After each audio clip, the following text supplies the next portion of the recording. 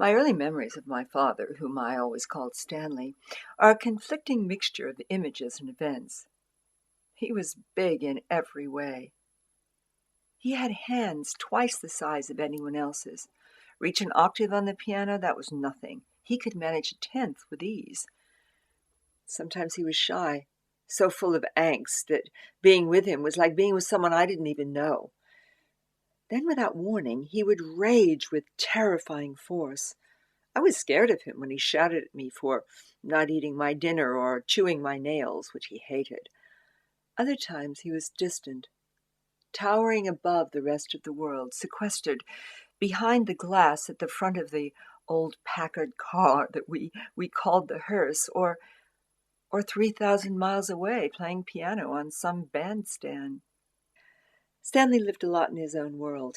One minute he would behave like a lost animal who couldn't find his way home, and the next he would become a playful child, making up nonsensical stories to make people laugh. He also had a will of steel when he wanted to use it.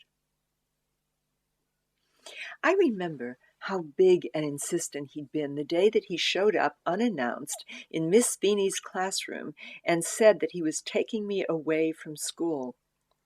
I was 6 years old. He stands still as a statue on the doorway, staring down at me, and his head almost touches the top of the door frame. First, I don't recognize him. I've not seen him for months. The last thing I expect to find is my father in my classroom. Then, all at once, I know it's Stanley. Nobody else smiles at me that way. No other man is that big. I lay my head down and rub my cheek against the desktop, and it makes a funny sound, and I'm pretending not to notice him. Partly I was shy. Partly I suspect at some deep level I knew even then that there was a powerful connection between us, and it scared me.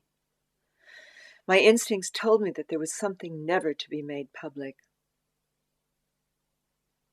Who knows why and how the lives of two people become inexorably bound together. Seldom are we aware of the unknown choices we're making, or of when we make them, or why. Yet somewhere deep in that sea of unknowing, choices must have been made, planting the seeds of a hidden union that allowed it to grow. Throughout his life, Stanley was much loved and much maligned, sometimes by the same people. He was unpredictable, charming, and good at almost everything he tried except basketball and dancing. I think when the powers that be handed out talent, he got a lion's share. Yet he was terrified by his own brilliance, and he abhorred criticism. Sometimes he would meet it head-on, with all the power of his 6'4" frame, but no sooner would his curses fade to silence than he would visibly shrink in size. "Is that critic right?" he would say. "Am I nothing? Less than nothing?" He was also often afraid. Out of the blue, a dark shadow could appear over his eyes. His blue eyes would glaze over, and he'd become another person. He even looked different. If I asked him a question when he was in that state, he wouldn't answer me. It was as if he'd not even heard me. When I needed permission to do this or that and he paid no attention to me, I learned to walk away and do what I intended without it.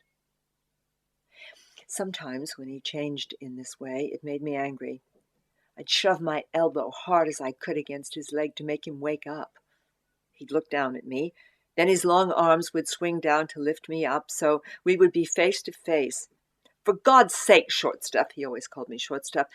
"For God's sake, Shortstuff, what the hell do you want?" he would say. Then we would laugh.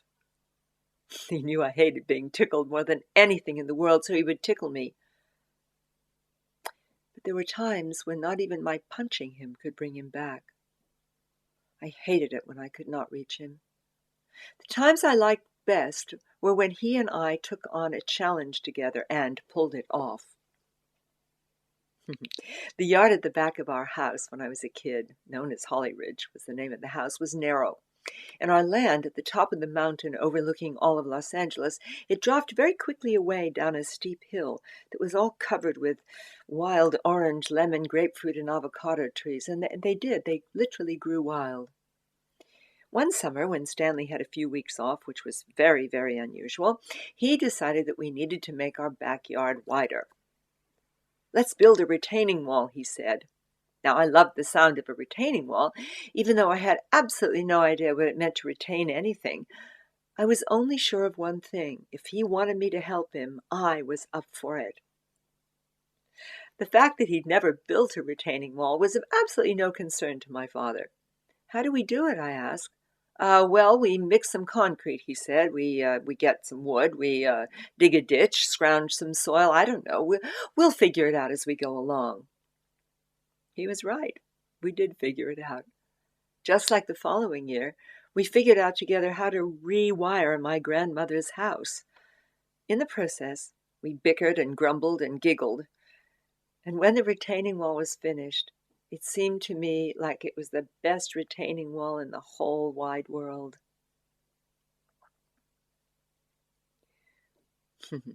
In addition to building retaining walls and rewiring houses and messing about with boats, my father and I shared other passions. One was music, from jazz to Rachmaninoff, Prokofiev, Ravel, Janacek, Richard Strauss, so long as it had not been written before the beginning of the 20th century.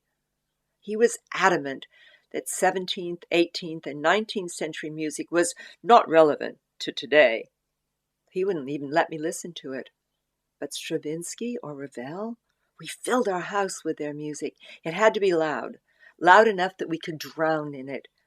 If addiction is carried in the genes, this was certainly an addiction that he and I shared.